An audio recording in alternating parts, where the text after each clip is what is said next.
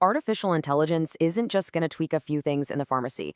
We're not talking about minor changes here. It's on track to completely rewrite the rulebook for what a pharmacist even is. So let's take a look at what the next couple of decades could really hold for the profession as AI gets smarter and smarter. And this, of course, is the big question hanging over everything, right? Is this it? As AI becomes all-powerful, is this the end of the road for the human pharmacist? Well, the answer is a bit more complicated than a simple yes or no. It's not really an ending, but a total, radical transformation. So, we're going to break this whole journey down. First, we'll look at the three big evolutionary waves of AI. Then, we'll dive deep into each era, what we're calling ANI, AGI, and ASI. And finally, we'll see what the pharmacist's ultimate mission looks like at the end of all this. Let's get into it. Okay, so to really get our heads around this future, we kind of need a roadmap. The thing is, AI's impact isn't just one big event. It's predicted to hit us in three very distinct ways, and each one is a complete game changer. First up, we've got artificial narrow intelligence, or ANI. This is the AI we're already getting to know. It's the specialist, the assistant, and that's going to be the main story until about 2030. After that, we start to see the rise of artificial general intelligence, AGI, which is much more like a human in its thinking. It's not an assistant anymore, it's a commander. And then from 2040 onward, that's when things get pretty wild, with artificial superintelligence, or ASI, an AI so advanced we're calling it the philosopher. All right, let's focus on what's right around the corner, the ANI era.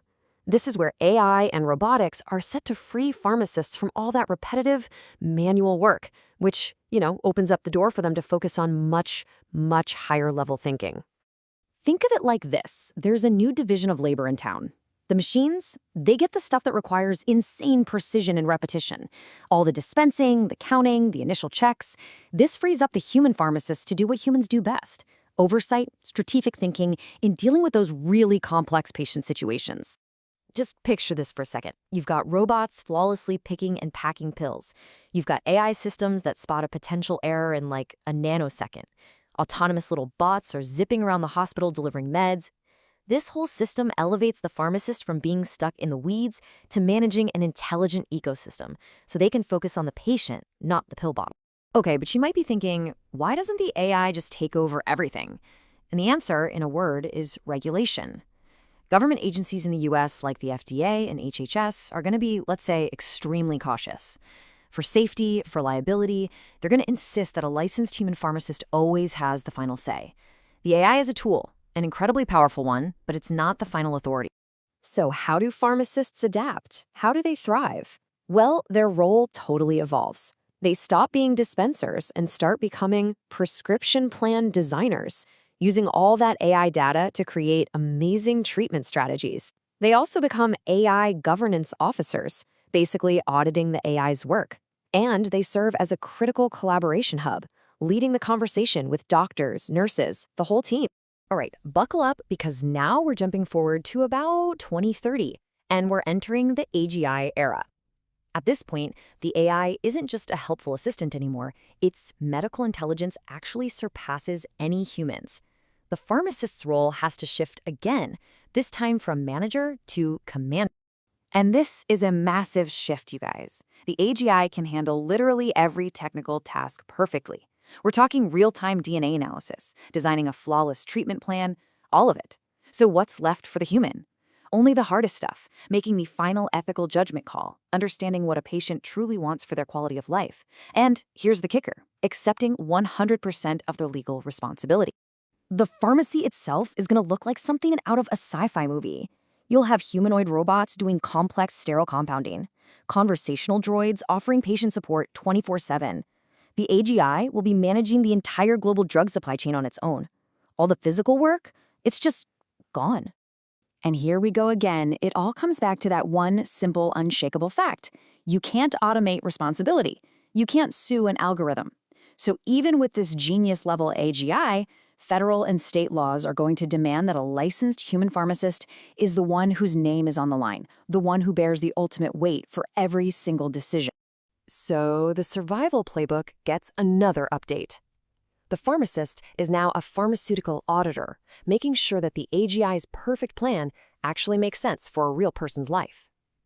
They become a guardian of the human narrative, protecting the patient's story from getting lost in all the data. And they step up as a bioethics leader, guiding everyone through moral territory that we've never, ever had to navigate before. Okay, so we've had the assistant and the commander. Now get ready for the philosopher. Around 2040, we hit the age of artificial superintelligence, or ASI. And this is where things go from science fiction to something else entirely. This is where the very idea of disease and medicine starts to just dissolve. The key piece of technology here is something called nanorobots. Think of them as tiny, microscopic doctors swimming around inside your body. The moment they detect a problem, like a cancer cell just starting to form, they can build and deliver the exact drug needed to destroy it right there on the spot, using elements that are already in your blood. And the consequence of that is just staggering. I mean, if your body can literally create its own cures instantly from the inside out, then what's a pill? What's an injection? They become museum pieces. The whole idea of medicine as a thing you take just goes away. So what does life even look like then? Well, diseases like cancer are basically solved. The pharmacist's job is no longer about dispensing drugs. It's about setting life goals for these nanobots in someone's system. But it gets way, way deeper. What happens when ASI can perfectly regulate our brain chemistry, when it can dial up happiness or dial down anxiety? And this leads us to maybe the most profound question of all. Just because we can physically engineer a state of constant happiness or total calm, should we? Is that even desirable? And most importantly, who gets to make that call for someone? That is the question the pharmacist of the future is going to have to answer. So after this wild journey through the next few decades, where do we finally land? What is the last, essential, irreplaceable role for a human pharmacist when technology has pretty much solved health itself? This chart really pulls it all together, doesn't it? You can see the whole story. The AI's power goes from just helping out, to designing treatments, to literally controlling our biology. And the pharmacist's role evolves right alongside it, from a practitioner using AI to the final ethical decision maker, and eventually to a philosopher helping design a person's life purpose. The key task goes from oversight to liability to defining what it means to be human. And here's the bottom line. This is the big takeaway. When a machine masters every last piece of technical knowledge, the only value left for a human to provide isn't in knowing things. It's in being human. It's our wisdom, our empathy, our ethical judgment.